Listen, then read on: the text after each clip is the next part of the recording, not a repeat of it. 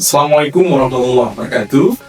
Salam sejahtera bagi kita semua. Perkenalkan, saya Mastur. Saya adalah dosen pada program studi teknologi pendidikan FKULN. Saya menjadi dosen sejak tahun 2016 hingga saat ini.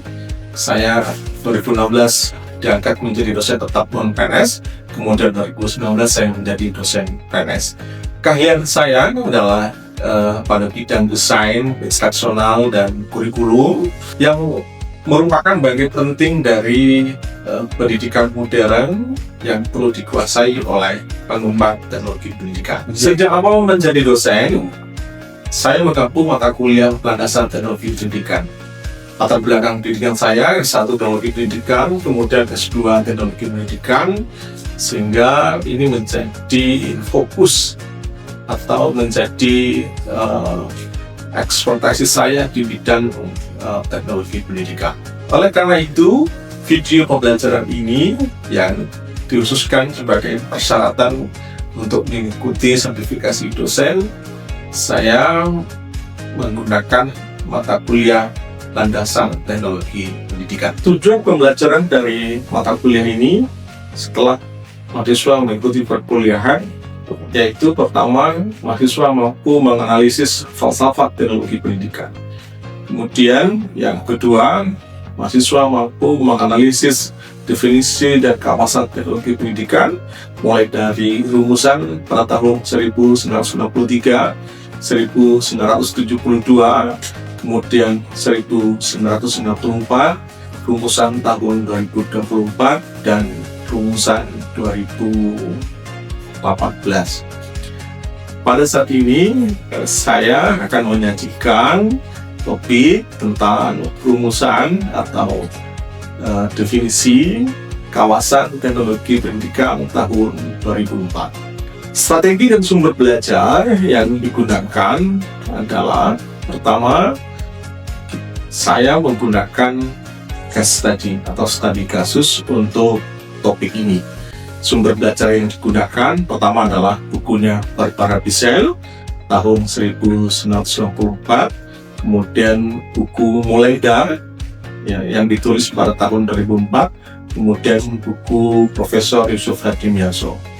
Media yang digunakan video pembelajaran yang saya kembangkan sendiri, kemudian internet untuk mahasiswa menggali dan mengkaji berbagai sumber dari artikel untuk mendiskusikan tentang rumusan tahun 2004. Penilaian mata kuliah ini 40% yaitu pada keaktifan dan kehadiran, kemudian 25% pada UTS, dan 35% pada ujian akhir semester. Dengan memahami sistem penilaian ini, diharapkan mahasiswa dapat berperan aktif dan bertanggung jawab selama proses pembelajaran.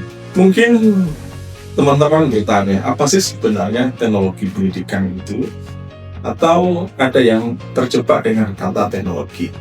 Mari kita coba telaah atau gunakan persepsi teknologi pendidikan ini menggunakan definisi tahun 2004 yang ditulis oleh Muleda, yang dikeluarkan atau diterbitkan oleh Asosiasi Teknologi Pendidikan yang berdomisili di Amerika Serikat pada tahun 2004. Definisi teknologi pendidikan tahun 2004 ialah Educational Technology, Study and Ethical Practice, Facilitating Learning, Improving Performance, Creating, Using, Managing Appropriate Technological Process and Resources. Artinya apa? Bahwa teknologi pendidikan itu adalah studi dan praktik etis dalam memfasilitasi belajar dan meningkatkan kinerja dengan menciptakan, menggunakan, dan mengelola proses dan sumber teknologi yang tepat.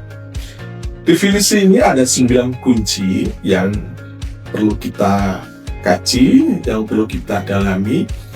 Tadi di dalam definisi itu ada kata study, kemudian ada kata praktis, ada kata facilitative learning, ada improving performance, Ada creating, ada using, ada managing, ada proses, dan ada resources.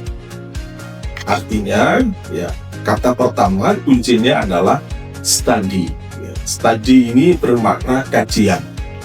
Bisa dimaknai penelitian, bisa dimaknai mempelajari. Kemudian yang kedua yaitu praktik etis atau mempraktekkan tapi secara etis menggunakan etika dan estetika. Kata yang ketiga yaitu menciptakan. Dilanjutkan kata yang keempat mengelola, yang kelima memanfaatkan, yang keenam proses, yang ketujuh sumber, yang kedelapan memfasilitasi belajar, dan keenam meningkatkan kinerja. Definisi ini bisa dipahami bahwa tupoksi teknologi pendidikan adalah memfasilitasi belajar dan meningkatkan kinerja. Itu garapan dari teknologi pendidikan. Bagaimana untuk memperoleh ilmu atau bagaimana usaha untuk memfasilitasi belajar dan meningkatkan kinerja? Yaitu dengan cara tadi, study, yaitu mengkaji terkait dengan bagaimana memfasilitasi belajar itu, kemudian bagaimana mengkaji meningkatkan kinerja.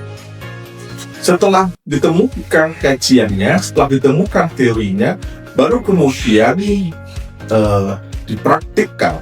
Ya, praktikkan apa? Dipraktikkan bagaimana memfasilitasi belajar dan meningkatkan kinerja. Caranya dengan apa? Yaitu menciptakan, mengelola, memanfaatkan. Nah, apa yang diciptakan? Ternyata orang teknologi pendidikan menemukan cara untuk memfasilitasi belajar dan meningkatkan kinerja itu, yaitu dengan cara menyediakan sumbernya dan menyediakan prosesnya. Apa yang maksud dengan sumber itu? Sumber itu adalah media, orang, lingkungan, dan segala hal yang bisa digunakan untuk belajar. Apa itu prosesnya? Prosesnya itu berupa strategi, berupa metode, berupa pendekatan. Nah, untuk itu yang dikaji oleh teknologi pendidikan itu adalah bagaimana menciptakan sumber, bagaimana menciptakan proses, ya, bagaimana kemudian proses ini digunakan dan sumber ini digunakan untuk memfasilitasi belajar dan meningkatkan kinerja. Oleh karena itu, tadi di dalam definisinya, yaitu ada studi, praktik etis, menciptakan, mengelola, dan memanfaatkan. Setelah prosesnya ada atau diciptakan, setelah sumbernya ada, setelah diciptakan, maka kemudian dikelola, kemudian dimanfaatkan untuk kepentingan apa? Untuk kepentingan memfasilitasi belajar dan meningkatkan kinerja. Landasan falsafah teknologi pendidikan sebagai disiplin ilmu yang baru dikembangkan setelah Perang Dunia Kedua, maka teknologi pendidikan juga membutuhkan yang namanya landasan falsafah agar teknologi pendidikan bisa menjadi sebuah pengetahuan yang berdiri sendiri. Falsafahnya apa? Pertama adalah ontologi, kemudian yang kedua adalah epistemologi, dan yang ketiga adalah aksiologi. Ontologi berbicara mengenai apa hakikat gejala yang dikaji, ya, atau ontologi itu memberikan semacam bentuk penelahan terkait dengan gejala-gejala yang dikaji. Yang kedua yaitu epistemologi, yaitu bagaimana cara mengkajinya atau bagaimana cara mendapatkan cara dan metode untuk memfasilitasi belajar dan meningkatkan kinerja itu. Kemudian yang ketiga yaitu aksiologi, yaitu apa nilai manfaat pengkajian. Nah, pertama yaitu ontologi. Mari kita bahas. Ontologi yaitu terkait dengan apa hakikat gejala yang dikaji. Nah, pertama adalah bahwa adanya berbagai macam sumber belajar. sumber untuk belajar. Ada banyak aneka sumber belajar di dunia ini, dan setiap perkembangan ilmu pengetahuan muncul teknologi yang baru bisa digunakan sebagai sumber belajar. Dulu pada tahun 2000-an ketika OHP yang baru digunakan sebagai sarana untuk mempresentasikan ide, kita menggunakan OHP. Kemudian sekarang kita menggunakan LCD proyektor. Kita saat ini menggunakan AI sebagai bagian dari tren teknologi saat ini. Semakin berkembang, teknologi semakin berkembang juga gitu ya, sumber atau media yang bisa digunakan untuk belajar. Yang kedua, sumber belajar tadi itu perlu terus dikembangkan secara optimal. Adanya perkembangan teknologi yang bisa digunakan untuk pembelajaran itu bisa kita kembangkan secara optimal dan perlu dikaji secara konsep, kemudian juga secara faktual, ya. Agar apa? Agar dapat digunakan secara optimal pengembangan sumber belajar tersebut untuk dikelola dengan baik dalam rangka untuk memecahkan masalah belajar atau memfasilitasi belajar dan meningkatkan kinerja. Nah, kemudian berikutnya ada konsep tentang belajar sepanjang hayat. Ini menjadi bagian concern dari kajian risiko juga, bahwa belajar ya itu tidak mengenal waktu.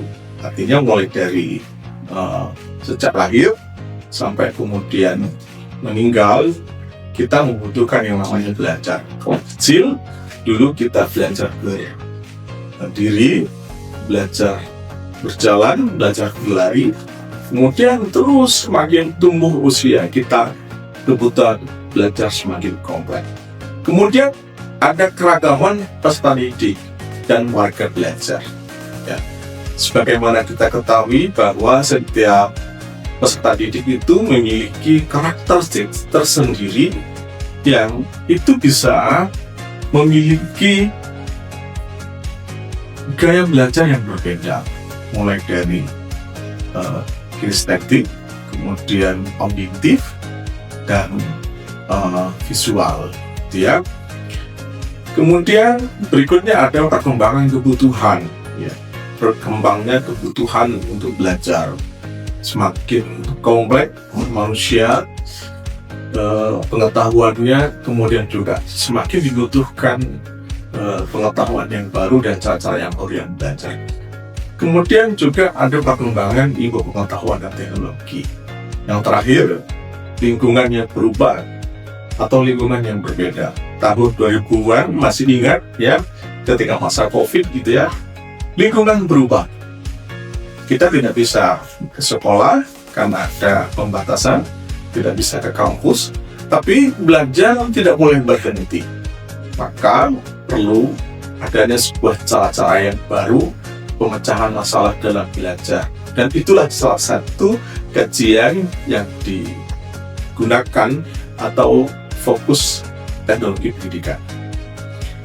Kemudian berikutnya ya, mengenai sumber belajar. Sumber belajar bagian dari kajian teknologi pendidikan sudah disampaikan tadi juga, bahwa sumber belajar itu ada orang, ya. Orang itu spesifik, ada guru, ada siswa, ada tokoh yang bisa digunakan sebagai sumber belajar. Kemudian yang kedua ada media, ya, ada sifatnya cetak, ada elektronik, gitu ya. Kemudian ada lingkungan, ya. Lingkungan, ada lingkungan kelas, terus kemudian laboratorium. Nah, ketiga sumber belajar ini sifatnya ada dua. Ada yang didesain, dirancang, dan sengaja digunakan untuk sumber belajar. Nah, tapi yang kedua ada yang dimanfaatkan. Penciptaannya, yang dimanfaatkan ini penciptaannya tidak untuk pembelajaran, tapi bisa digunakan untuk pembelajaran. Contohnya adalah museum, terus kemudian pasar yang bisa kita gunakan untuk belajar. Setelah teknologi, kita mari beralih ke epistemologi atau melanjutkan ke epistemologi. Epistemologi pengembangan teknologi pendidikan. Pertama, kita sadari bahwa keseluruhan masalah belajar itu yang ada gitu ya, dan upaya pemecahannya itu perlu ditelusuri secara simultan. Semua situasi yang ada jadi diperhatikan dan dikaji saling kaitannya, bukan secara terpisah-pisah. Nah, kemudian yang kedua, semua unsur-unsur yang berkepentingan itu diintegrasikan dalam suatu proses yang kompleks, namanya sistematik. Kemudian dirancang, dikembangkan, lalu dinilai apakah bisa dimanfaatkan, apakah bisa digunakan untuk memecahkan masalah belajar. Setelah itu dijadikan sebagai suatu kesatuan untuk memecahkan masalah, ya, antara proses dan sumber tadi itu. Karena antara baik proses maupun sumber itu bisa sendiri-sendiri. Artinya bahwa media pembelajaran itu bisa digunakan untuk belajar mandiri, gitu ya. Atau strategi pembelajaran atau metode pembelajaran bisa digunakan, gitu ya, tanpa menggunakan media yang kompleks. Kemudian yang ketiga, penggabungan ke dalam suatu proses yang kompleks dan perhatian atas segala secara menyeluruh harus mengandung daya lipat atau sinergisme. Nah, disinilah kuncinya. Ketika sumber dan proses itu digunakan untuk memecahkan masalah, keduanya harus memiliki daya lipat. Saling mendukung satu sama lain, baik proses maupun sumber. Kemudian yang keempat, yaitu ketiga ciri tadi itu merupakan teknik intelektual yang tidak dimiliki oleh bidang garapan yang lain, yang hanya dimiliki oleh teknologi pendidikan. Dan ini sangat unik, gitu ya, sangat unik. Bagaimana cara teknologi pendidikan mengembangkan ilmunya yang tidak dilakukan oleh disiplin ilmu yang lain. Maka, gitu ya, di sini bisa disimpulkan ada 5 hal, ada 5 metode yang digunakan oleh teknologi pendidikan untuk mengembangkan ilmunya, untuk memecahkan masalah belajar. Pertama yaitu isomorfi, yang kedua sistematik, yang ketiga sinergistik, yang keempat sistemik, kemudian yang kelima inovatif. Apa sih isomorfi itu? Isomorfi itu menggabungkan berbagai kajian bidang ilmuwan, di antaranya ada di psikologi, kemudian ada ilmu komunikasi, ada ilmu ekonomi, ada ilmu komputer, gitu ya, yang menjadi ke dalam suatu kebulatan tersendiri untuk dikembangkan memecahkan masalah belajar tadi. Kemudian sistematik itu yaitu dengan cara yang berurutan dan terarah dalam usaha memecahkan persoalan. Makanya teknologi pendidikan itu ketika mengembangkan media itu menggunakan model tersendiri. Misalnya yang familiar itu menggunakan model AD, analisis, design, development, implementasi, dan evaluasi. Jadi dalam proses pengembangan sumber belajar aja itu berurutan.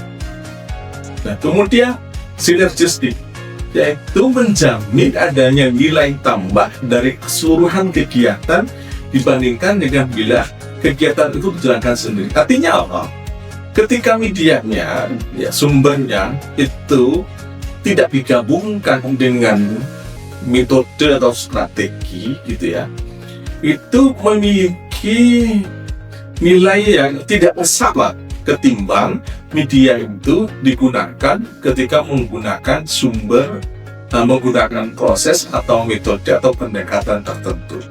Nah, kemudian yang keempat yaitu sistematik, yaitu pengkajian secara menyeluruh. Dan kelima inovatif, yaitu mengandung pembaharuan sehingga belajar itu dapat mengalami akselerasi dan menyenangkan. Kemudian kita lanjut pada aspek aksiologi. Aspek aksiologi ini adalah apa nilai atau manfaat dari teknologi pendidikan ini. Sedikitnya ada sekitar 10 yang bisa saya identifikasi dan bisa saya sajikan, dan ini bisa teman-teman nanti bisa analisis sendiri, menambahkan dari hasil kajian diskusi gitu ya. Pertama yaitu ketika pendidikan menggunakan prinsip-prinsip teknologi pendidikan gitu ya, dengan hadirnya teknologi pendidikan itu bisa meningkatkan produktivitas pendidikan yang pertama. Kemudian yang kedua, itu memberikan kemungkinan pendidikan yang sifatnya lebih individual.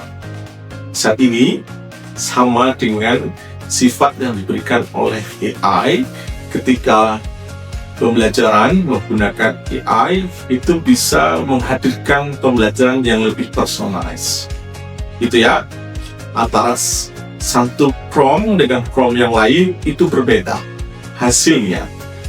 Begitupun juga ya, sesuai dengan apa yang dibutuhkan dan karakteristik masing-masing peserta didik, kita perlu juga menghadirkan pembelajaran yang berbeda.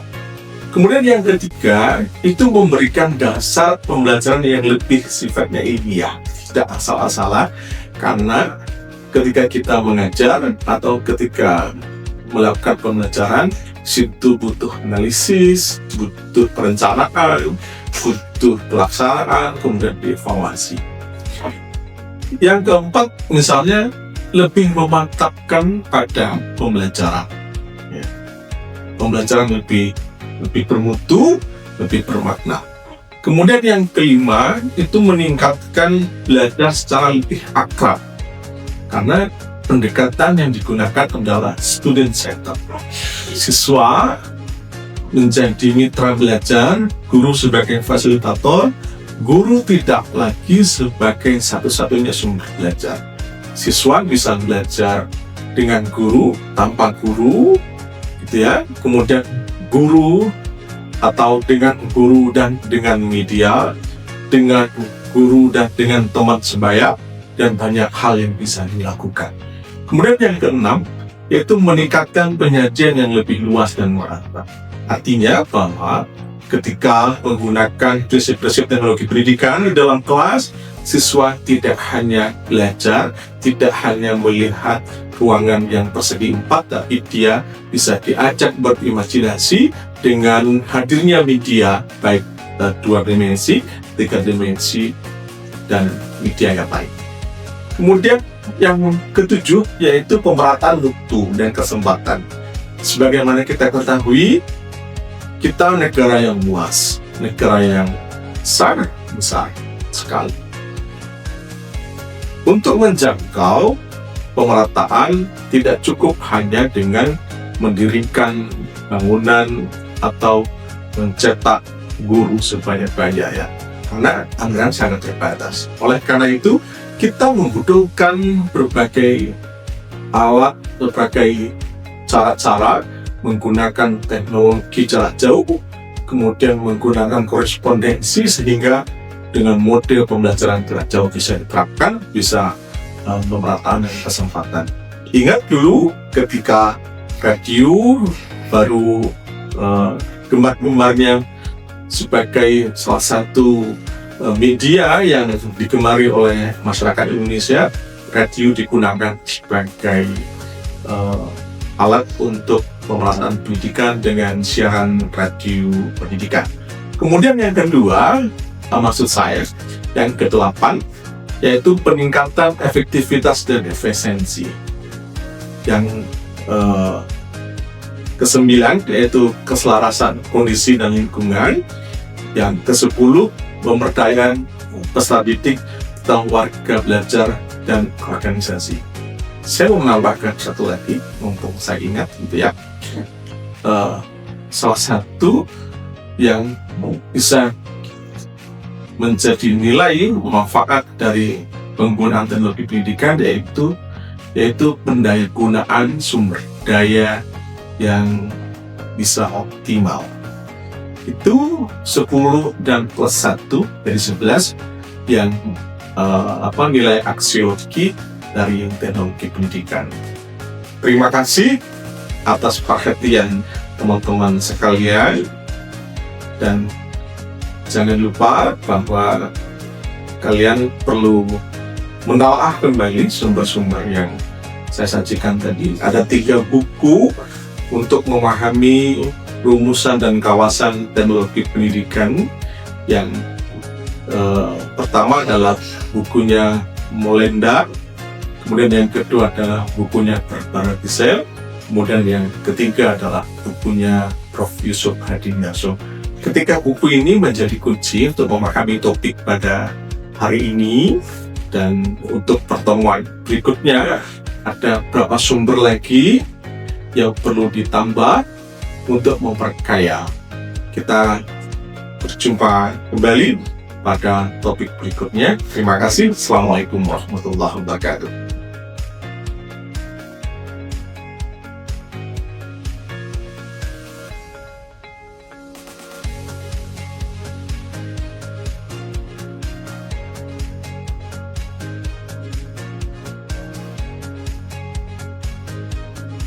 Izin bertanya Bapak, Ya, silakan.